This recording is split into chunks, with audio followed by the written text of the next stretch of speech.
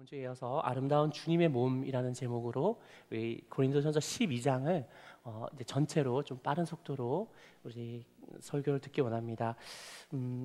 우리 1절 말씀을 먼저 한번 보면요, 1절 말씀을 읽는데, 형제들아 신령한 것에 대하여 나는 너희가 알지 못하기를 원하지 아니하노니. 네, 성경에는 이제 우리가 일상생활에 잘 안 쓰는 단어가 있습니다. 있어서 좀 약간 어색하는 그런 느낌을 받을 때가 있는데요. 우리 1절에 보면 신령한이라는 말이 이제 예전에 뭐 전설의 고향이나 뭐 그런 것들이 유추되면서 좀 우리에게 좀 두려움을 줄 수도 있을 것 같습니다. 그런데 좀 쉬운 성경에 대해서는, 쉬운 성경본은 이렇게 말하고 있는데요. 제가 이거 보면, 성도 여러분, 나는 여러분이 성령께서 주시는 선물들에 대하여 모르기를 원치 않습니다 라고 얘기를 했습니다. 신령한 것이, 이제 다시 말하면 하나님께서 성령님을 통해서 예수님의 이름으로 우리에게 주는 여러 가지 선물들이라는 것인 거죠. 우리 또 그런 부분에 대해서 12장이 이제 나와 있습니다. 또 우리 2절 말씀을 보면요, 2절 말씀은 제가 기록되어 있는데 내용이 어떤 내용이냐 하면, 우리가 말 못하는 우상으로 끌려가는 그런 이방인들이었다라는 것들을 다시 한번 우리에게 말씀해 주시면서, 우리 3절에 보면 하나님의 영 성령으로 말미암아 우리가 예수님은 주이시며 나의 구원자라는 고백을 하게 되었다라는 것들을 바울이 이제 2, 3절에서 말하게 됩니다. 우리가 마태복음 16장 18절에 베드로가 고백했던 것처럼 주는 그리스도시요 살아계신 하나님의 아들이십니다. 다시 말하면 예수님은 나의 구원자이시고 나의 주님이십니다 라고 고백을 하면, 그 순간 우리는 어떻게 되는 것이죠? 우리는 구원받게 되고 예수님의 십자가 의가 우리의 의가 되고, 또 우리 개인적으로 그렇게 되는 것뿐만 아니라 교회적으로 볼 때 우리가 그리스도의 몸으로 이제 편입된다는 것을 성경은 분명히 말하고 있습니다. 오늘 12장에 보면 이 지체라는 말이 반복적으로 많이 나옵니다. 여러분, 지체가 뭐죠? 우리 또 평상시에는 잘 안 쓰는 말인데, 이 지체란 말은 한마디로 이제 몸이라는 거죠. 우리의 몸. 네, 몸. 우리가 주님의 몸이 되었다, 주님의 몸으로 구성되었다라고 우리 이제 고린도전서 12장에 말씀하고 있습니다. 우리가 몸의 역할을, 우리가 아침에 일어나면 우리 성도님께서 어떤 걸 하시죠? 다 일어나셔서 기도하시고 성경 읽으시죠. 아멘. 우리가 이렇게 경건의 시간을 가질 때도 이제 성경을 읽고 또 기도를 하는데, 우리 몸의 지체가 각 이제 활동을 하는 거죠. 우리의 눈은 이제 초점을 맞춰서 성경을 읽고, 또 우리 기도를 할 때 우리의 입술은 주님께 이제 우리 고백을 하고 어떤 주님께 대화를 하고 말을 고백하는 거죠. 이것처럼 우리가 어떤 것을 행할 때, 어떤 일을 할 때 우리의 그 몸의 각 부분이 활동을 하게 됨으로써 우리가 의도한 것, 다시 말해서 이제 머리가 의도한 것들을 이제 우리가 행할 수 있다는 것들을 사도 바울이 얘기합니다. 그래서 우리가 그 많은 이제 몸의 부분 가운데 우리가 어떤 부분인지는 잘 알 수 없지만, 어떤 분들은 손과 같이, 어떤 분들은 눈과 같이, 어떤 분들은 다리와 같이, 네, 어떤 분들은 마치 심장과 같이, 이런 다양한 이제 몸의 역할 가운데 우리가 부르심을 입었다. 그래서 서로가 서로에게 꼭 필요하고 또 서로가 서로에게 존귀한 자다라고 사도 바울은 창세기 12장을 통해서 말하고 있습니다. 우리 12절 말씀을 이에 설명된 말씀인데요, 한번 같이 한번 읽어보겠습니다. 네, 몸은 하나인데 많은 지체가 있고 몸의 지체가 많으나 한 몸인과 같이 그리스도도 그러하니라. 아멘. 이렇게 우리가 각 지체로서 한 몸으로서 이제 활동을 함으로써 하나님께서 이 교회에 의도하신, 우리에게 의도하신 일들을 우리가 이루어 나갑니다. 그리고 또 아침에 일어나서 이렇게 경건의 시간을 가지시고 또 뭐 하시죠? 이제 식사를 하시죠. 네, 식사를 하시고 이제 뭐 국도 드시는 분도 있고, 어떤 분은 간단하게 뭐 샌드위치도 먹는 분도 있을 것 같습니다. 근데 우리가 식사를 할 때 필요한 게 무엇일까요? 없어도 되지만 있으면 편리한 게 아마도 숟가락과 젓가락, 뭐 그릇 같은 거일 것 같습니다. 그거 없어도 우리가 밥은 먹을 수 있지만 이제 뭐 화상도 당할 수 있고, 또 손이 깨끗한지 확신할 수 없기 때문에 어떻게든 수저와 도구가 있으면 이제 우리가 쉽게 밥을 먹을 수 있고, 뿐만 아니라 교회에 어떤 이제 리모델링을 하든지 어떤 작업을 할 때도 어떤 좋은 이제 작업 툴이 있으면 이제 일을 하기가 수월해지는 것을 우리가 보게 됩니다. 그런 우리 지체의 역할이 있다면 그런 어떤 우리를 도우는 도구의 방편으로 우리 하나님께서 우리에게 은혜의 선물로 주시는 은사들이 있다라고 7절부터 11절 말씀이 말하고 있습니다. 7절부터 11절 말씀을 제가 한번 읽어보겠습니다. 우리 눈으로 한번 읽어봐 주십시오. 각 사람에게 성령을 나타내심은 유익하게 하려 하심이라.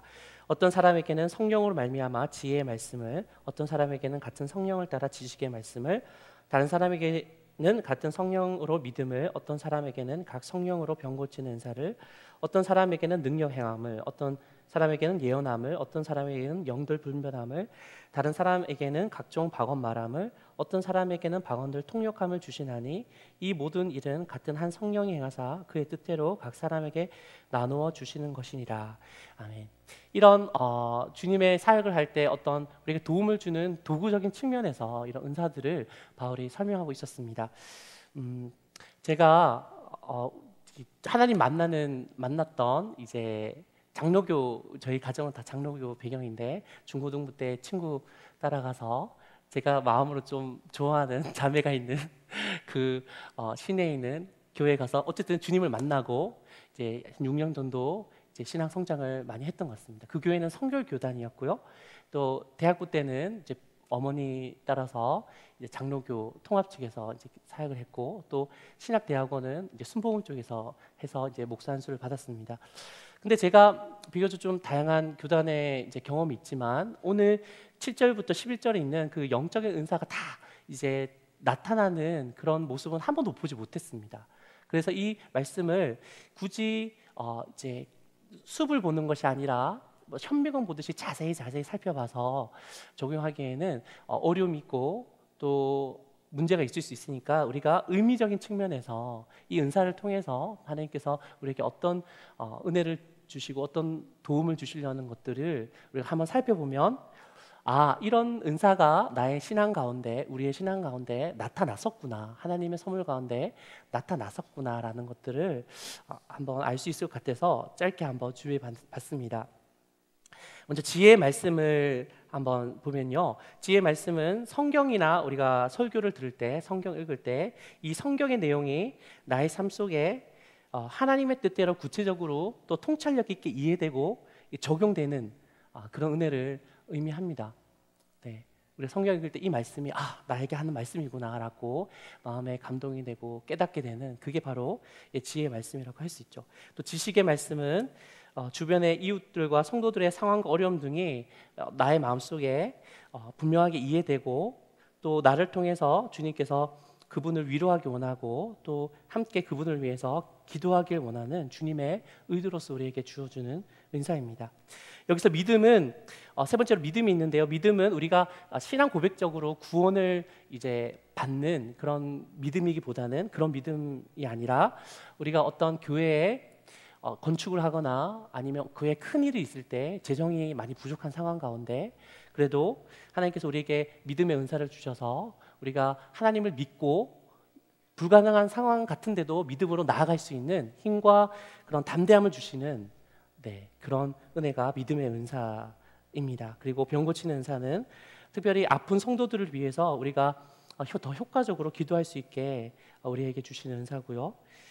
또 능력 행함은 우리가 교회 사역이 어렵고 힘든 교회 사역이 있더라도 우리의 힘이 아닌 하나님의 능력으로 하나님의 일은 이루어진다는 것을 우리에게 알게 해주시는 주님의 은사입니다.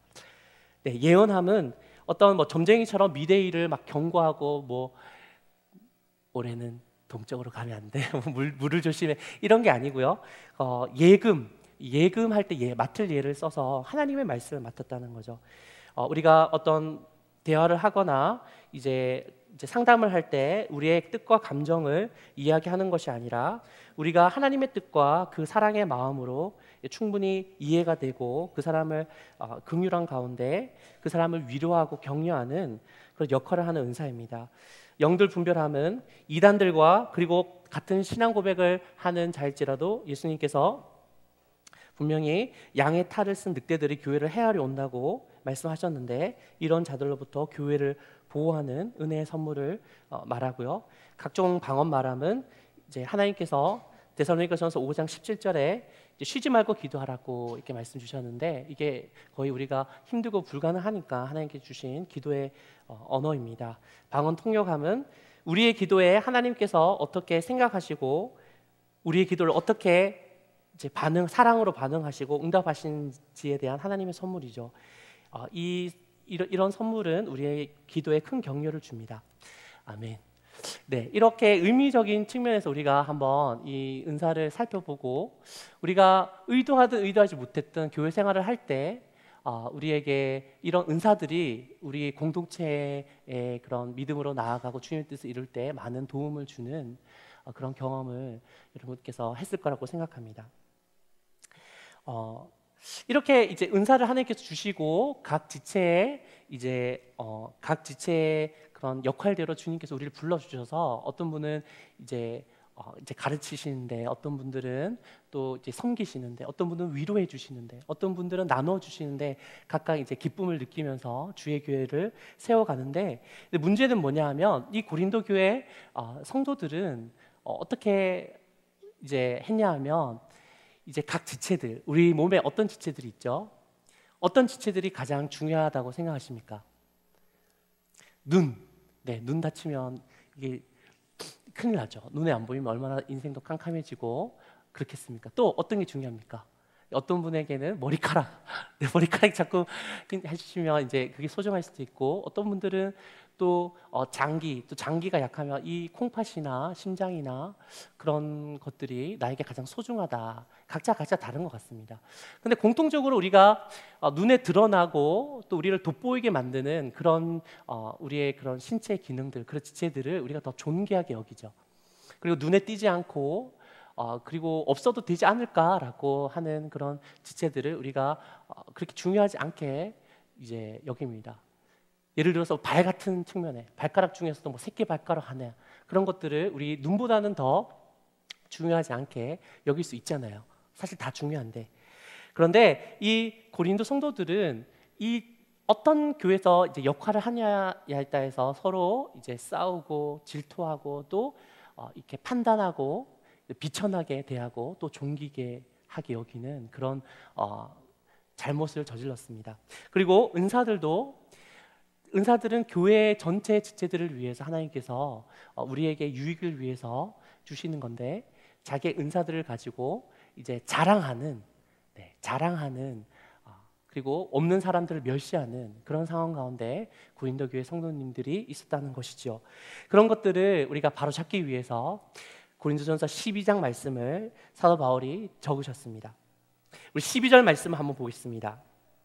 12절 말씀 함께 읽겠습니다.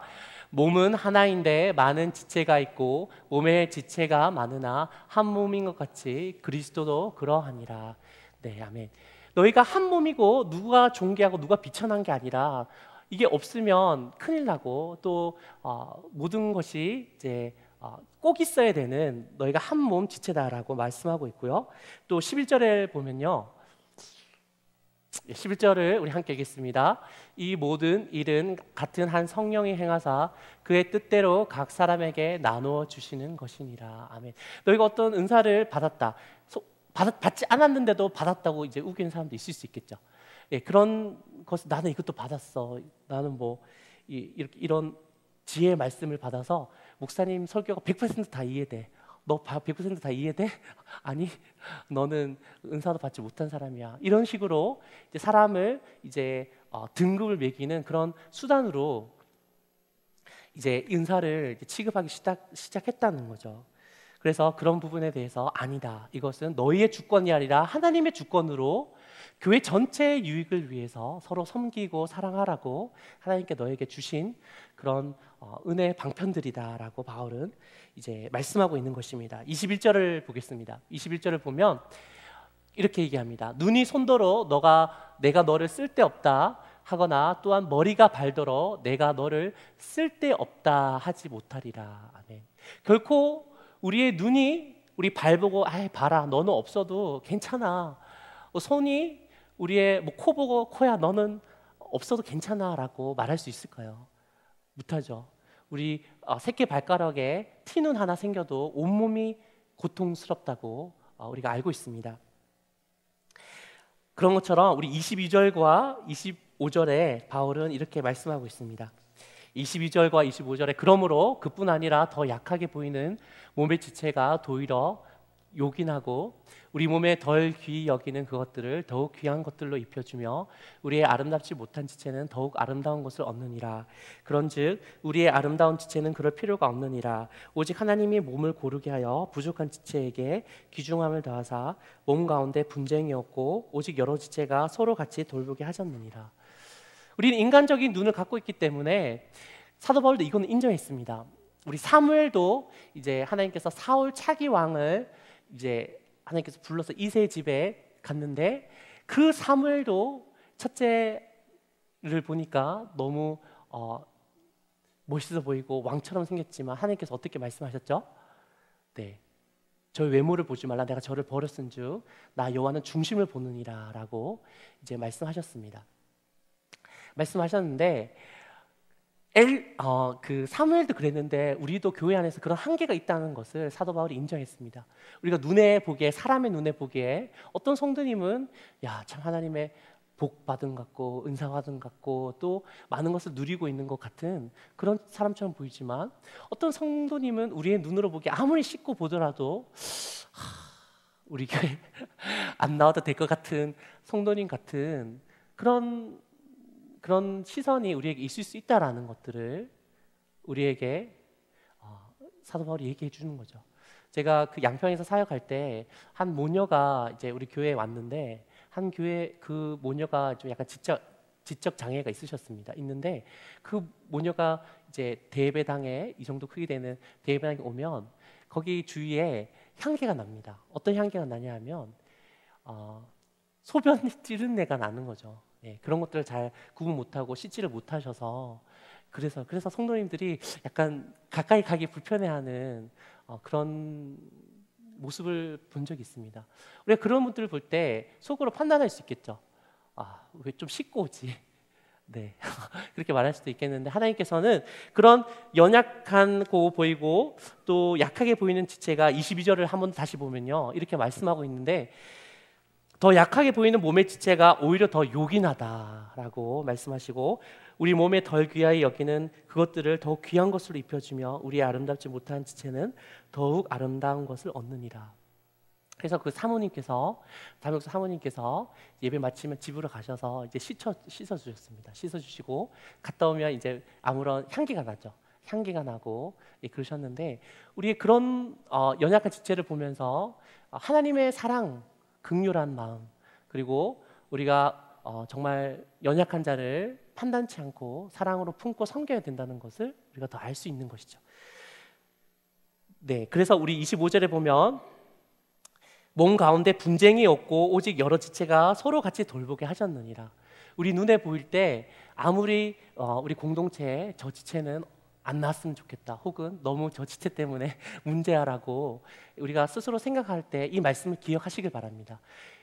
그렇게 약해 보이고 또 연약한 그 지체가 오히려 우리에게 더 요긴하다라는 하나님 말씀을 우리가 기억해서 그 지체들도 함께 손잡고 품에 안고 주님의 그 공동체 이루어가는 우리 하늘누린 교회 성도님 되시기를 예수님으로 간절히 축원드립니다. 우리 또 26절부터 보면 그 연약한 한 지체라도 그 지체가 아프면 우리 몸 전체가 아프고 그 한 지체가 작은 지체라도 영광을 얻으면 모든 지체가 다 영광을 얻어서 기뻐한다고 이렇게 말씀하셨습니다. 그리고 28절부터 30절에 말하면 직분에 대해서 이렇게 말씀하시는데요. 이제 여기 뭐 사도, 선지자, 교사, 능력 해난자 이 직분은 지금 목회자, 장로님, 또 권사님, 안수집사님, 집사님 이렇게 이제 직분에 관련된 말씀이니까 이렇게 말씀할 수 있고요. 또 우리가 또 우리 받은 또 주님의 은사가 다르기 때문에 어떤 분들은 이제 안내로 또 교사로 또 어떤 분들은 이제 봉사로 이제 강당 이제 또 물을 이제 섬겨 주시는 다양한 그런 기능적으로 은사적인 측면에서 주신 그런 은사대로 우리가 주님을 섬기고 있는데 이제 다 그렇게 하겠느냐라는 질문을 얘기하고 있습니다. 다 사도이겠느냐? 다 선지자이겠느냐? 다 목회자이겠느냐? 다 장로님이겠느냐? 그러면 안 되죠. 여기 다 목회자분들이 반틈 이상 있으면 제가 설교를 못했을 것 같습니다. 너무 떨려갖고. 그럴 필요가 없죠. 이 말은 우리가 각 직분이나 그런 받은 은사대로 우리가 교회를 섬기는데 절대로 비교할 필요도 없고 하나님께서 그 부르신 대로 우리가 주의 교회를 세우는 일을 부여받았다라는 것을 얘기하고 있죠. 목회자나 장로님이나 권사님이나 안수 집사님이 어떤 서열적인 측면이 절대 아니고 이 기능적인 측면이라는 것들을 평등하지만 기능적인 측면이라는 것들을 사도 바울이 이 질문 형식으로 말씀하고 있는 것입니다. 제가 한번 28절부터 30절을 읽어보면 하나님이 교회 중에 몇을 세우셨으니 첫째는 사도요, 둘째는 선지자요, 셋째는 교사요, 다음은 능력을 행하는 자요, 다음은 병 고치는 은사와 서로 돕는 것과 다스리는 것과 각종 방언을 말하는 것이라. 다 사도겠느냐? 다 선지자이겠느냐? 다 교사이겠느냐? 다 능력을 행하는 자이겠느냐? 다 병 고치는 은사를 가진 자이겠느냐? 다 방언을 말하는 자이겠느냐? 다 통역하는 자이겠느냐? 하나님께서 우리에게 주신 그런 직분과 은사대로 우리가 주님께 충성하고 봉사하면 우리 교회가 든든히 세워질 줄 믿습니다. 아멘. 우리가 또 기억해야 될 것은 이런 직분과 은사들은 우리의 자랑과 우리를 뽐내기 위해서 남을 낮추기 위해서 그런 것이 아니라 예수님께서 말씀하신 것처럼 나보다 남을 더 낮게 여기고 높게 여기고 서로의 발을 씻겨주고 우는 자들과 함께 울고 기뻐하는 자들과 함께 기뻐하라고 하나님께서 이런 직분과 은사를 주셨다고 말씀하고 있습니다. 그러므로 바울은 마지막에 31절에 이렇게 말씀하십니다. 우리 다 같이 한번 읽겠습니다. 너희는 더욱 큰 은사를 사모하라. 내가 또한 가장 좋은 길을 너에게 보이리라. 네, 이 모든 것들을 가장 잘 활용할 수 있고 또 이 모든 것보다 가장 큰 은사가 우리 다음 설교할 때 말씀드리겠지만 바로 우리 성도님이 알듯이 사랑입니다. 우리가 서로 사랑으로 보살펴주고 또 섬길 때 이 모든 기능들과 직분들이 주님 교회 안에서 가장 아름답게 이제 펼쳐지고 또 우리가 가장 아름다운 하늘 누린 교회로 우리가 세워지게 됨을 고린도전서 12장 말씀을 통해 말씀해 주셨습니다. 우리 마지막으로 옆 사람에게 이렇게 한번 축복하기 원합니다.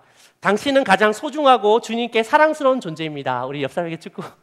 당신은 가장 소중하고 주님께 사랑스러운 존재입니다. 아멘. 우리 이렇게 우리를 몸으로 불러주시고 은혜 선물로 우리를 축복해 주신 주님께 감사하며 말씀을 마치겠습니다. 우리 다 같이 기도드리겠습니다.